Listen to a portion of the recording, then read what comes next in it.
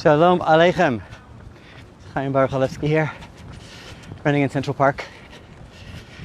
On a beautiful day. Going to share with you a thought that I heard from the Lubavitch Rebbe. And I learned this with my daughter because it was a talk from the Rebbe to children. And I learned it word for word from the Yiddish with my 10-year-old daughter. And she was able to repeat it. And she explained it well back to me and hopefully to her friends. So I'm hoping that you could do the same with your children, those who are watching and listening. It's from last week's Torah portion, Shoftim v'Shotrim. The Torah opens the portion saying, Shoftim v'Shotrim titan lecha b'chol she'arecha. Judges and law enforcement officers or officials you shall place in all of your gates. Literally, it's a mitzvah for every city to set up a system, a judicial system in their city. And the Torah says do it at your gate, at the gate of the city. So that's when the Jewish people will enter into Israel or wherever they would live.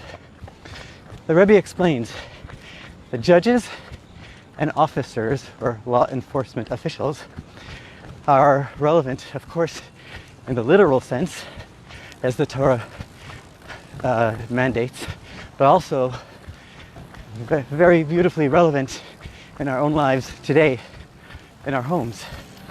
And the Rebbe explains, a shofet, a judge, is the function of a judge in this context, is the wise person who guides the people in the path they should take, what people should and shouldn't do. The law enforcement, the shofet, is the person hired by the shofet, hired by the judge, to enforce those laws and to prevent people from doing what they shouldn't. The Rebbe says this applies, of course, on a literal sense in the cities and at their gates, but also every home is like a little city, and the Rebbe says that the parents of the home are the shofet and the shoter. They're the guides who should sit at the entrance of the home, at the gates of the city, and guide what should enter their home and what should be prevented from entering their home for the welfare of a Jewish home. So too, the Rebbe was talking to children, and he said, for each child, you have your bedroom, and you are the shofet and the shoter, the guide and the officer, the judge and the officer of what should or shouldn't enter your bedroom.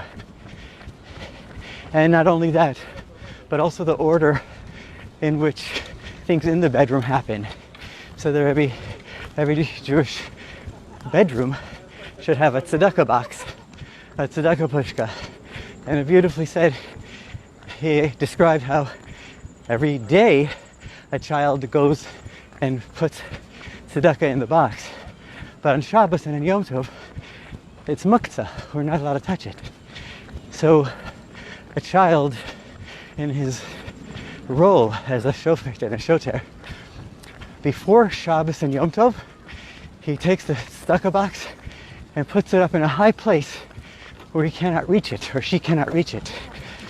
And there, the child can still see the tzedakah box and is reminded of the mitzvah of tzedakah, but won't touch it, won't come near touching it. So too the Rebbe said about everything else in the room. It should be organized in an orderly fashion that when you need it, it's there. The books, the toys, the negelvasser, whatever it is that's in a child's bedroom. So then the Rebbe took it one more step into the micro and said, so too, each person's body, he's talking to the children now, so he said, your body has within it gates that allow things to enter it. And we have to be careful about what enters our body. The gates of the body said the Rebbe have the eyes and the ears through which, and the heart, he mentioned the heart, through which information enters ourselves, our body and our soul.